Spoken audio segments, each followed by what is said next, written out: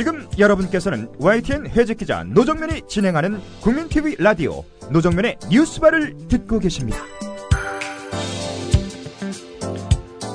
네, 영화가 넘칩니다. 영화를 다루는 프로그램과 기사도 넘칩니다. 그러나 어쩐 일인지 매체력이 큰 방송의 프로그램일수록 그리고 영향력이 큰 신문의 기사일수록 영화에 대한 평가가 호의적이고 심지어 내용이 천편일률적이기도 합니다.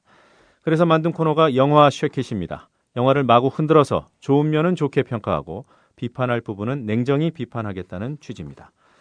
제게는 그럴 만한 능력이 없어서 영화평론가 최강희 씨를 청했습니다. 매주 목요일 이 시간 영화평론가 최강희 씨가 영화 쉐킷을 맡아주기로 했습니다. 네, 최강희 씨 어서 오십시오. 네, 안녕하세요. 네, 안녕하세요. 안녕하십니까. 예. 자, 오늘 어떤 영화들 소개해 주실 겁니까? 네, 영화 쉐킷이라고 하는 코너 제목 그대로 하나의 주제를 가지고 네. 여러 영화를 좀 이렇게 바텐더가 된 기분으로 뉴스바니까요. 네. 네. 바텐더가 된 기분으로 쉐킷 해가지고 여러분들께 좀 알려드릴까 합니다. 요즘 특히나 그 할리우드나 한국 영화의 흐름 가운데 하나가 이 양극화 사회에 대한 어떤 성찰을 담은 영화들이 많다는 거예요. 네. 일단 2008년에 그 금융 위기 이후에 이 신자유주의에 대한 비판이라든가 성찰 이런 것들, 신자유주의 체제에 대한 한계 이런 것들이 이제 많이들 얘기가 되고 있었잖아요. 근데 영화 쪽도 마찬가지인 것 같습니다. 그래서 한국 영화만 해도 최근 들어서 특히나 양극화 사회, 부자와 가난한 자가 극단적으로 나뉘어 있는 사회, 이런 그 우리 사회에 대한 어떤 뭐 성찰이나 비판을 담아낸 그런 영화들이 많죠. 또 올여름에 개봉한 영화만 해도 이를테면은 설국열차라든가 네. 조금 이따 제가 오늘 또 주요하게 소개해드릴 엘리시움이라는 영화하고 설국열차 좀 비교를 해드리겠습니다만. 네. 뭐 설국열차도 그 꼬리칸과 앞에 화려한 생활을 사는 앞칸 사람들로 이렇게 나눠져 있다라고 네. 하는 그런 설정을 가지고 있죠. 그리고 또 더 테러 라이브라는 영화도 사실은 그 하정우 씨를 주연으로 해서 네. 우리 방송 뉴스의 어떤 선정성, 시청률 지상주의. 네. 요즘 뭐 종편 보면은 시청률 올리려고 별짓 다 하잖아요. 그런 것들에 대한 어떤 비꼼, 풍자 이런 것들을 이제 보여주면서 동시에 그 테러를 일으키는 범인이 네. 우리 사회 최약자로 밀려난 그 사람이라고 하는 그런 설정을 통해 가지고 얼마나 약자를 더 못 살게 하는 그런 코너로 몰고 있느냐라고 하는 부분에 대해서 그 영화가 좀 비판을 하고 있는 작품이라고 할 수 있겠죠. 또 숨바꼭질이라는 영화도 마찬가지 맥락에서 읽을 수 있을 것 같습니다. 네, 손현주 씨가 이제 주인공인 영화잖아요. 그게 표면적으로는 그 형과 어렸을 때 가지고 있는 트라우마 때문에 네. 뭐 어떤 그 결벽증에 걸려가지고 손을 막 씻고 그러고 있는 상황이고 실종된 형을 이제 찾으러 나서면서 벌어지게 되는 미스터리한 상황.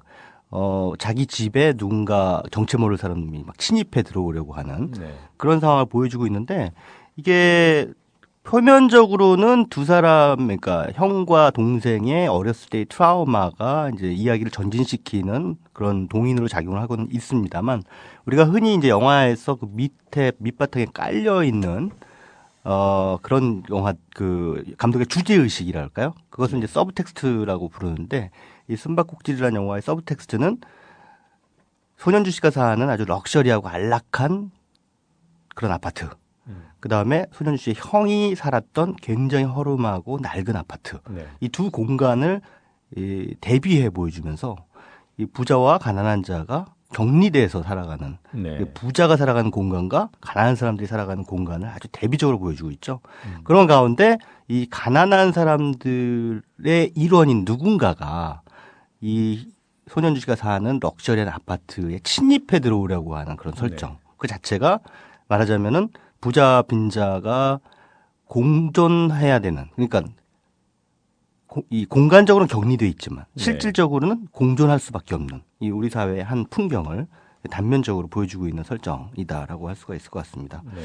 영화 엘리시움은 어떤 네, 설정인가요? 미국에서 만들어진 이 엘리시움도 그런 주제의식이라는 측면에서도 같은 맥락의 영화라고 볼 수가 있겠는데요. 네. 일단 뭐 감독은 남아공 출신입니다. 미국 감독이 아니고요. 닐 블룸캠프라고 하는 감독이고 이 감독은 2009년에 디스트릭트 9이라고 하는 작품으로 상당히 네. 호평을 많이 들었던 디스트릭트 9이라는 작품은 2010년 아카데미 4개 부문 후보에 올랐던 작품입니다. 예. SF 영화인데 3천만 달러 정도 아주 저렴한 제작비. 미국에서 SF 영화 블록버스터는 대체로 1억 5천만 달러 넘어가거든요. 네. 그러니까 3천만 달러면은 거의 뭐 4분의 1 제작비로 만들어졌다고 할 수 있겠죠. 아주 저렴한 제작비로 만들어졌음에도 불구하고 그 SF 영화사에서 또 하나의 한 획을 그었다라고 하는 그런 아주 호평을 들었던 작품인데 디스트릭트 9을 간단하게 먼저 소개를 해드리면은 네. 전작이니까요.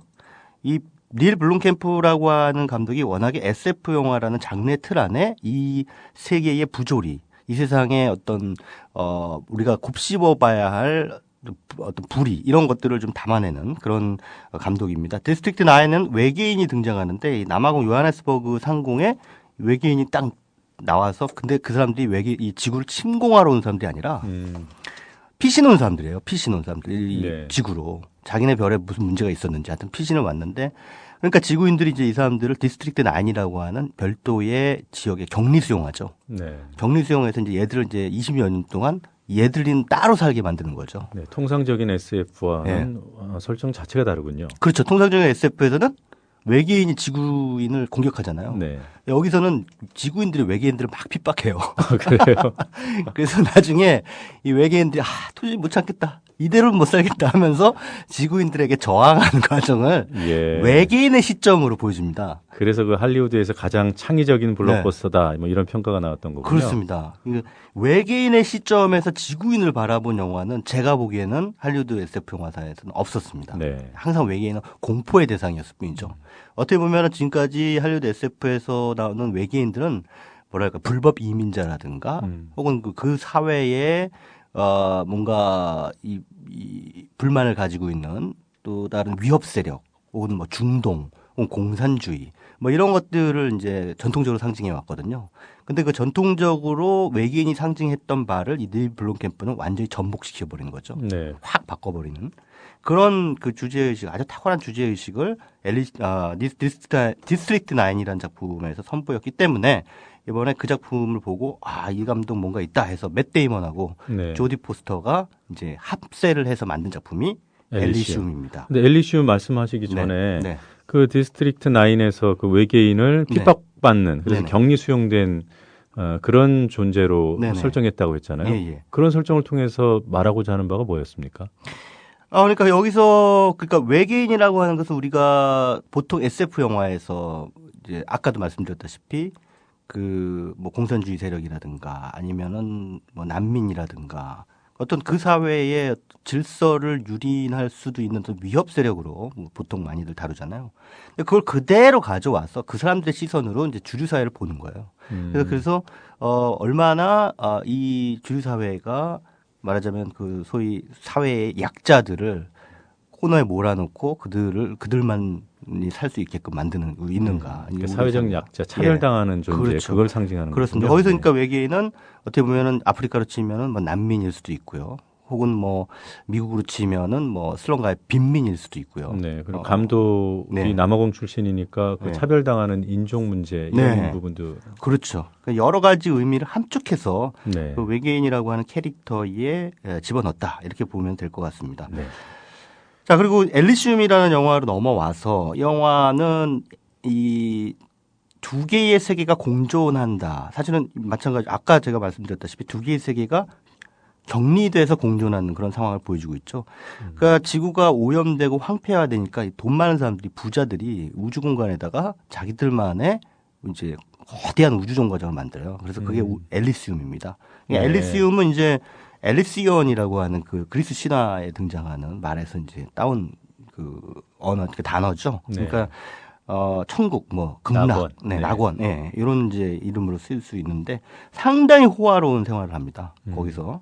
그리고 이제 대부분의 가난한 사람들, 그런 사람들은 이제 지구에 남아서 아주 극악하고 처참한 생활을 하고 있는 거죠. 네. 근데 이제 중요한 건 뭐냐면 의료 서비스가 지구에도 있는데 의료 서비스가 제대로 작동이 안 돼요. 그러니까 뭐가 아프면요 병원에 가도 제대로 뭐 치료약도 안 주고 그냥 죽을 때까지 기다리는 수밖에 없는. 그냥 진통제 하나 그냥.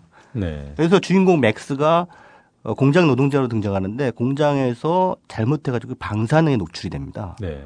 그래서 치료를 받으러 갔더니 너 5일 뒤에 죽는다. 이제 5일밖에 못 산다. 그동안 이 진통제 먹고 견뎌라 하면서 진통제 하나 딱 주는 거예요. 그러니까는 이 맥스가, 맷 데이먼이 맡은 맥스가 이것을 치료하기 위해 엘리시움에 가야 되는 거예요. 왜 엘리시움에 가야 되느냐. 엘리시움은 첨단 의료기가 있어서 거기에 딱 누우면은 첨단 의료기가 쫙 몸을 스캔해줘요. 그래서 이 사람이 가지고 있는 질병이 뭔지 그걸 순식간에 알아낸 다음에 쫙 고쳐줍니다. 네. 순식간에 고쳐줘요.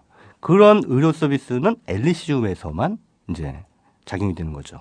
적용이 되는 거죠. 그러니까 이것은 뭘 비꼬고 있는 것이냐. 바로 미국의 민간의료보험제도.